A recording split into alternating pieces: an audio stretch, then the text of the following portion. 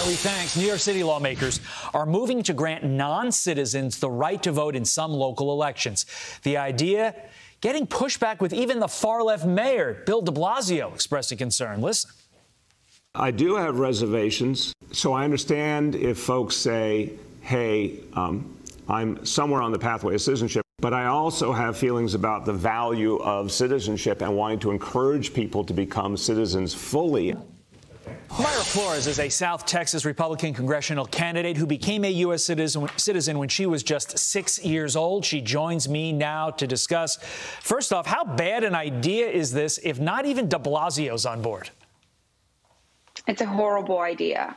You know, as a legal immigrant myself that became an American citizen, this is, you know, I just believe that being an American citizen is a privilege, is a blessing that only Americans should be able to vote in this country. In Mexico, where I'm from, you have to have a voter ID and you must be a citizen of Mexico to vote. Why would it be any different here? And local elections, to me, are more important because they impact us directly. So absolutely not. This is a horrible idea and it sends the wrong message. And we want to encourage people to become American citizens. And these people will not see the value of it if we're allowing them to vote. Bigger picture here, Mayra, isn't this just a way for Democrats to really pump their voter rolls? And even though you can't vote in the state and national elections, this is putting a ton of Democrats to make sure, like you just mentioned, that the local policies are Democrat in nature from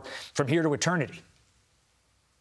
Absolutely. Like I said, local elections are just as important. Here in South Texas, I got involved in mayor elections and I realized, you know, the difference between, you know, having the wrong mayor and the right person for the job.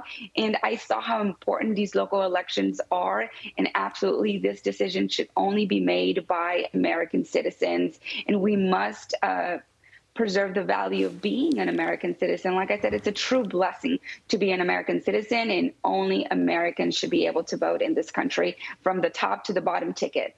Expanding this thought for a moment, you hear so much outrage from the left about voter integrity laws. Obviously, you being in Texas, you are well familiar with these. But where's the outrage over the fact that actual citizens of these cities, many of whom, Mayra, are Black and Latino themselves, will have their vote diluted by these kinds of actions? Exactly. You know, yesterday I asked a few people here in South Texas about this incident. Every single one disagreed. They believe that only American citizens should be able to vote, even at the local level. Not one person here in South Texas. My district is 91% Hispanic. And the people that I spoke with yesterday disagreed. They said only American citizens should be able to vote, even at the local level. So no, this is something that the Hispanic community does not support. You mentioned the importance of doing it the right way. But Mayra, look at where we are in our society right now. Between this, what we're seeing at the southern border, where's the incentive for people to do it the right way? It seems the incentive is the exact opposite way. Do it the wrong way, and quite frankly, there are no consequences. There is no consequences. See, unlike the Democrat Party, I'm focused on the legal process. The Democrat Party is focused on the illegal process. They don't want to fix this problem. I do. We do. The Republican Party is focused on the legal process. We want to encourage people to come here the legal way, where you don't have to go through this horrible journey where you're putting your life at risk and having to pay the criminal organizations in Tamaulipas and the southern border thousands of dollars.